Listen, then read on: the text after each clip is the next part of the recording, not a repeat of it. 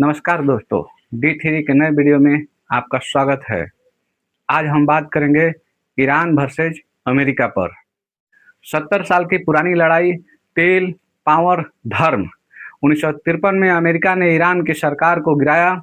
1979 में ईरान ने 52 अमेरिकी नागरिक को 444 दिन बंधक बनाए रखा और 2026 में ईरान पर अमेरिका ने न्यूक्लियर बम गिराने की 1953 में ईरान का प्रधानमंत्री मुस्देगे ने तेल कंपनियों को नेशनलाइजेशन कर दिया। इस घटना से अमेरिका और ब्रिटेन में अफरा तफरी मच गई। उन्हें ये बात नागवार गुजरी और उन्होंने ईरान की सरकार को पलटने की साजिश रची।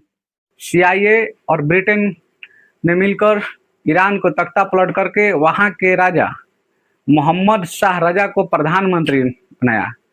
25 साल तक मोहम्मद शाह रजा और अमेरिका के बीच काफ़ी अच्छी गठजोड़ रही। इसके बदले ईरान ने अमेरिका को सस्ते तेल दिया और उसके बदले अमेरिका ने ईरान को F-14 फाइटर जेट प्रदान किया। दरअसल इस कहानी में ट्विस्ट अब आता है कि 14 साल से देश से निष्कासित अयतुल्ला खुमैनी जो वापस आता है और इससे जनता का सपोर्ट मिलता है, क्योंकि 25 साल से जो शाह मोहम्मद रजा थे वो अमेरिका के गोद में जाकर बैठ गए थे और जनता को ये बात नागवार गुजरी थी। तो खुमैनी ने नो ईस्ट नो वेस्ट का नारा देते हुए Islamic state of Iran Republican का संगठन किया। दरअसल 4 नवंबर 1979 को ईरान की राजधानी तेहरान में US असेंबली पर ईरान की जनता ने हमला बोल दिया और वहां पर 52 नागरिकों को कब्जा कर लिया। यहीं से लड़ाई शुरू होती है ईरान और अमेरिका का। 1980 में अमेरिका में राष्ट्रपति का चुनाव होता है और जिमी कार्टर बोलते हैं, वो राष्ट्रपति का चुनाव हार जाते हैं और ईगल नए राष्ट्रपति निर्वाचित होते हैं। 1980 से 2000 के बीच प्रॉक्सी वार का दौर शुरू हुआ। इस बीच इराक और ईरान में लड़ाई हुई और अमेरिका ने इराक को करीब करीब 10 लाख बिलियन डॉलर पैसा दिया और हथियार भी दिया। बदले में ईरान के कई नागरिक मारे गए। अमेरिका ने ईरान के एक पैसेंजर प्लेन को मार गिराया जिसमें करीब 300 नागरिकों की मौत हो गई। अब आते हैं 2000 का। 2000 में जॉर्ज बुश अमेरिका के राष्ट्रपति बने। ईरान को एक्सिस ऑफ इविल्स कहा उन्होंने। जॉर्ज बुश ने यह आरोप लगाया कि ईरान चोरी से न्यूक्लियर बम बना रहा है।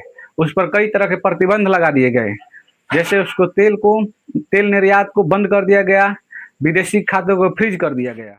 इससे ईरान की अर्थव्यवस्था पर बुरा प्रभाव पड़ा। अब 2015 में ओबामा अमेरिका के राष्ट्रपति बनते हैं।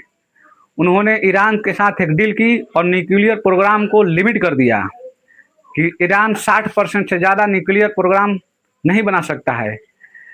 वह बम से एक कदम पीछे ही रह गया। न्यूक्लियर बम बनाने से एक कदम पीछे रहने के बाद भी अमेरिका ने उस पर से कई प्रतिबंध हटा दिए।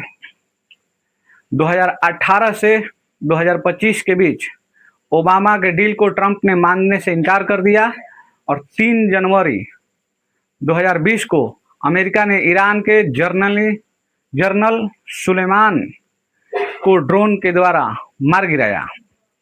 ईरान ने USA के बेस पर 15 मिसाइल दागी हैं। 2026 में 19 और 21 फरवरी के बीच ईरान और अमेरिका के बीच डील प्रस्तावित होती है, मगर ये डील पूरी तरह से समझौते में नहीं बदलती है और अंततः युद्ध का रूप ले लेता है। 28 फरवरी 2026 को इजराइल ने ईरान पर हमला कर दिया। जवाब में ईरान ने भी तेल अवीव पर हमला कर दिया, मिसाइल दागी। अप्रैल 2026 में अमेरिका ने भी ईरान के न्यूक्लियर प्लांट पर हमला कर दिया। इसके जवाब में ईरान ने भी कतर में सैन्य बेस हवाई अड्डे पर हवाई हमला किया। मई 2026 में ईरान ने स्ट्रेट ऑफ हॉर्मुज, जो ओमान की खाड़ी और फारस की खाड़ी को जोड़ता है, उसे पूरी तरह से बंद कर दिया, जिससे पूरी दुनिया की अर्थव्यवस्था अस्त-व्यस्त पड़ गई। पूरी दुनिया में 20% तेल का आयात वहीं से होता है और भारत में भी 80% कच्चे तेल का आयात स्ट्रेट ऑफ हॉर्मुज से ही होता है, जिसके चलते पेट्रोल का दाम 115 रुपये प्रति लीटर बढ़ गया, महंगाई आसमान छूने लगी और अर्थव्यवस्था में निरंतरता कमी दिखने लगे। 19 जून 2026 को स्विट्जरलैंड में अमेरिका और ईरान के बीच डील हुआ, शांति वार्तालाप हुई और अगले 60 दिनों तक सीज फायर का संधि हुई। अगले 60 दिनों तक स्ट्रेट ऑफ हॉर्मुज से पूरी तरह से नाकाबंदी हटा दी गई है, तेल का आयात पूरी तरह से खोल दिया गया है और ईरान बिना किसी शुल्क लिए हुए सभी जहाजों का आवागमन सुचारू रूप से चालू कर दिया है। अमेरिका ने ईरान को $300 बिलियन ईरान को क्षतिपूर्ति देने के लिए वादा किया है, लेकिन ईरान क्या अगले 60 दिन के बाद स्ट्रेट ऑफ हॉर्मुज से शुल्क तस्सीलना शुरू करेगा या फिर पूरी तरह से जैसे पहले तेल का आयात पूरी तरह से निःशुल्क था वैसा ही चालू रहेगा? ये तो देखने वाली बात होगी कि अगले 60 दिनों में क्या होता है। अगर D3 का वीडियो पसंद आया तो लाइक कीजिए, सब्सक्राइब कीजिए और कमेंट कीजिए।